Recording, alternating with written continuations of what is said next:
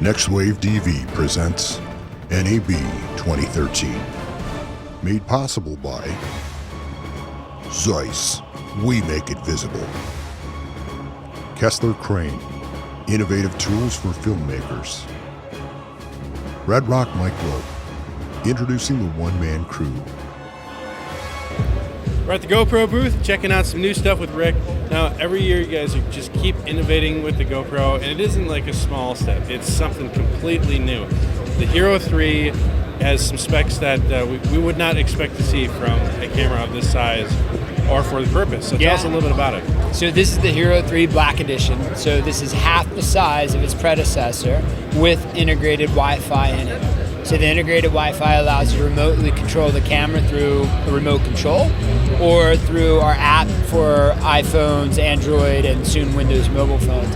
Great way to see what the camera's seeing, get a visual on all the diagnostics of the cameras, like the SD card capacity level left, battery level left, switch the modes, switch the frame weights. Super intuitive user interface to control your GoPro. A lot faster too to be able to do that rather than flipping through menus and stuff. Totally. And but the real magic is actually what this can capture, and that's 2.7K at 30 frames per second in this little guy, as well as if you want some cool ultra slow-mo, you can do 1080 at 60 frames per second, 720 at 120 frames per second. So plus a few other options in there as well. So it really gives you a lot of variety in what, depending on what your format is, what you're producing for, gives you a lot of different options. You can hear the crowd here is starting to get a little bit riled up. Every day at NAB we're giving away multiple GoPros and one of everything we make. So the crowd's getting all fired up here today. One of the things we're showing off is 2.7K 3D. So some of the first 3D and 2.7K video that is out there, we're previewing here. The dual housing system for the GoPro will come out later this year. Now, I can see 2.7K being really handy for added stability in rigs where it might be either a copter or something like that, where you're still getting a little sway. You could then stabilize that in post and still end up with a full 1080p image. Right, yes, exactly. You can bring it down to full 1080. The big thing for us too for 2.7K, what we really like a lot is low light. So we'll do a lot at sunset and get those awesome images that you can't with previous models would be too dark and kind of get grainy with the previous versions of the GoPro. Now, last year we were talking a little bit about Cineform integration and the Technicolor stuff. How is this still being improved upon for post work for professionals? Yeah, absolutely. So GoPro Studio, we've got a new version coming out this summer, and there'll still be the free version, the professional version, and the premium version. And it's a great way to actually bring that 2.7K content out, this will also do 4K as well, 15 frames per second, great for time lapses. One of the only ways to pull that type of content out, put it in, compress it, and then put it into your workflow for be it Final Cut or Adobe, whatever your editor is of choice. There's also some great, ProTune is I think something we talked a little bit about last year. ProTune is a great feature that allows you to set the camera in ProTune mode, and that flattens out the image, makes it a little bit more neutral, but it allows you to match it up with all your other cameras in post, and make sure so that way you don't have to. You could do the same color adjustments for it as well.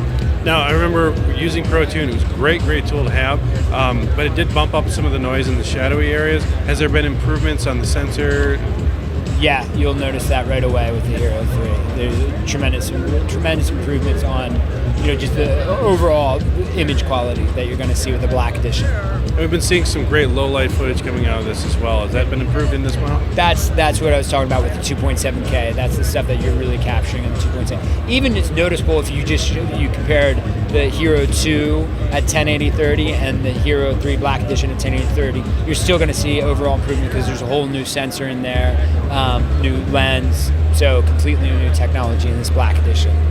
And with the 2.7K, is that a different codec that it's shooting to then, or how's that working? No, it's same codec, but again, it's just a new imaging processor in there, new sensor.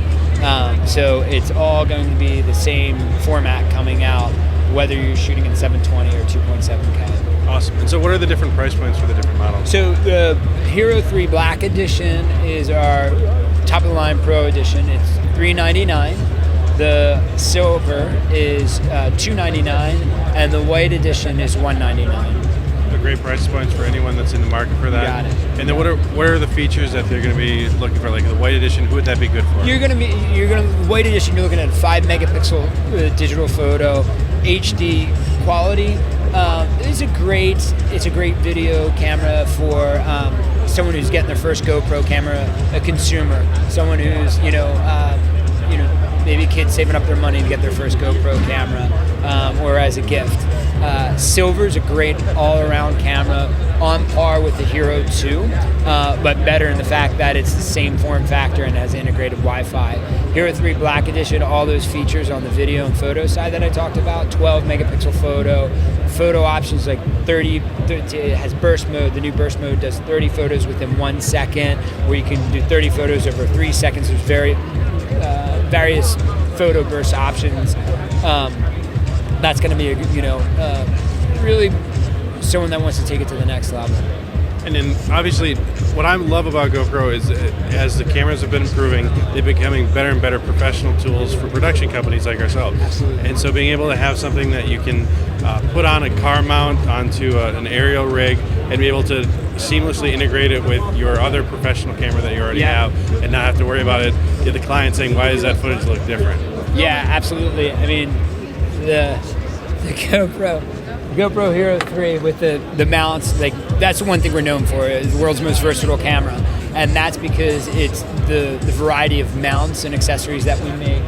So whether we're using our suction cup and putting it on this trophy truck here, Andrew's trophy truck, or we're putting on the inside on a roll bar, you can mount like 30 cameras on this, and you have all sorts of cool angles that you can play from just from this one truck right here. And being able to have a smaller camera, you can also be more inexpensive with your mounts and with your aerial rigs. We were just talking to DJI. We know you guys are working with them. Yeah, the Phantom's a great solution for even someone like me who's not, I'm definitely don't have the skills to fly a $10,000 octocopter, but I can fly one of those Phantoms. And it's a fun way for me to go out and just even as a consumer, have some fun with my kids. And like I was telling Andrew, we've got a miniature version of this RC, and flying the little Phantom, doing the follow car of the trophy, like the little miniature RC trophy truck, becomes a really fun video for me and my family to have. Absolutely. Well, thanks a ton for your time, Rick. Thanks a lot, Tony. Great products. Cool. Thanks a lot. Subscribe to NextWaveDV, where filmmakers get educated.